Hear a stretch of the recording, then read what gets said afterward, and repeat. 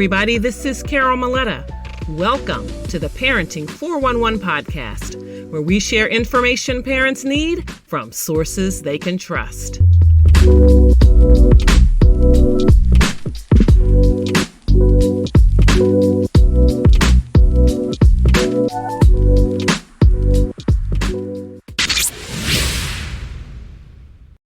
Today, I want to have a real conversation about two things shaping family life: mental health and financial stress. Costs are rising, paychecks don't stretch as far, and more parents than ever are feeling the weight. And I'm not talking about just in their wallets, but in their hearts and in their minds. It's weighing so heavy. Financial hardship is now one of the biggest stressors parents face. Inflation, daycare costs, and basic living expenses continue to climb, and it's forcing families to make tough choices like whether to pay bills or buy healthy groceries. In surveys, most American parents report stressflation. That's the feeling of financial pressure mixing with anxiety and low mood. And the impact is universal, though it does hit single parents and families with children who have additional needs the hardest. Parents' emotional well-being is deeply tied to finances. That's no surprise. Research shows that financial hardship can increase symptoms of depression and anxiety for both mothers and fathers.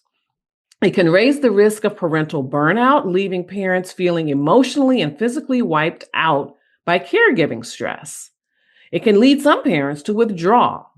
Might become harsh or struggle to be emotionally present and balanced for their kids, especially after experiencing cumulative setbacks. Lower quality of co-parenting relationships also occurs sometimes. You'll have less cooperation and more conflict over daily decisions or money management. Parents facing debt worry most about the impact on their families, and often they neglect their own self-care in the process, and that only deepens stress. So listen, it's not just the money, it's the invisible mental load parents juggle every day, keeping schedules, handling emergencies, managing bills, and meeting everyone's needs. Moms especially report feeling like full-time crisis managers, caught between unsustainable childcare costs and work life, often with little outside support. Single parents are among the most affected, with nearly half saying they need more emotional support than they receive. And parents of kids with disabilities or medical needs are even more likely to report needing more help coping. Now, many parents want mental health support, but their finances can get in the way. Over 60% of Americans facing financial strain put off seeking therapy or other services due to the cost. Almost half have had to choose between mental health care and essentials like food or housing. And the cycle becomes self-reinforcing because money stress makes mental health worse, and mental health struggles make financial management harder. Now, I know I've laid a lot on you, but there's hope. New approaches are emerging to help parents cope.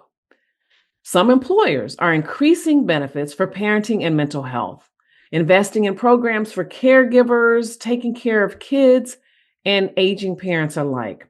Seek those out. Want to give your skin that lifted, luminous look, like you just came back from summer vacation?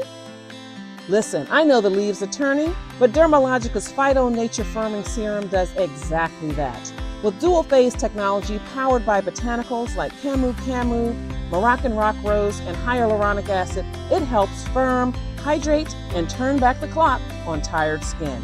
It's clinically proven to double your skin's luminosity after just one use, and it smooths out lines in just 4 weeks. I use mine, and it's a total game changer for me. So click the link in the notes and grab this deal at Ulta. And trust me, your skin will thank you.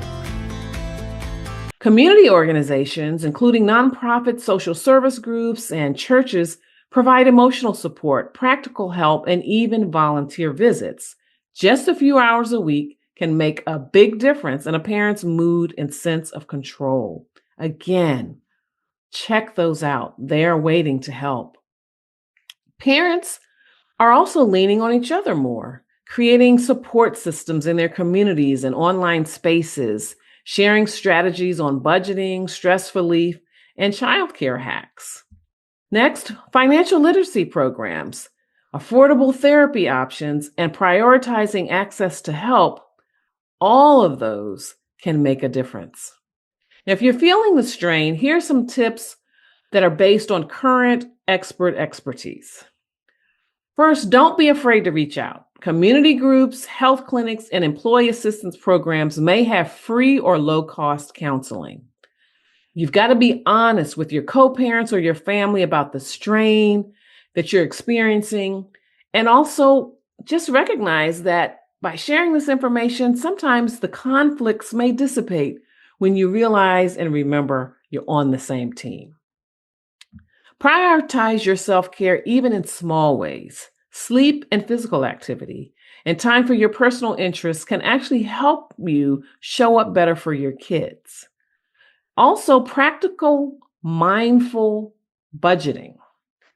Track your spending, cut down on unnecessary expenses, and set realistic goals together as a family. Your struggles are valid, and you deserve support. When families get the right help, everyone, kids and parents, can thrive, even through the tough times.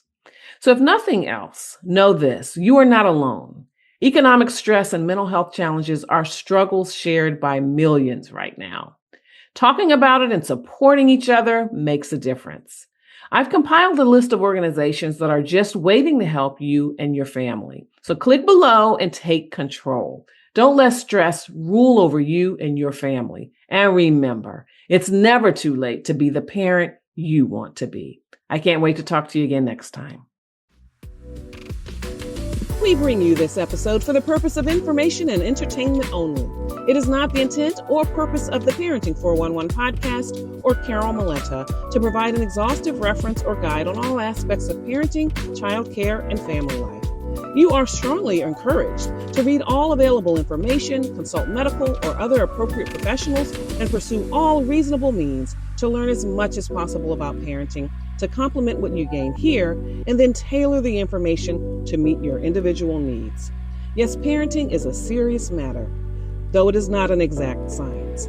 The context and insights offered in this and every episode represent an account of knowledge and personal experiences of the host and any featured guests for the viewers' and listeners' information and consideration. The host and guests do not guarantee to our viewers or listeners any specific parenting outcomes from this episode or taking actions described here.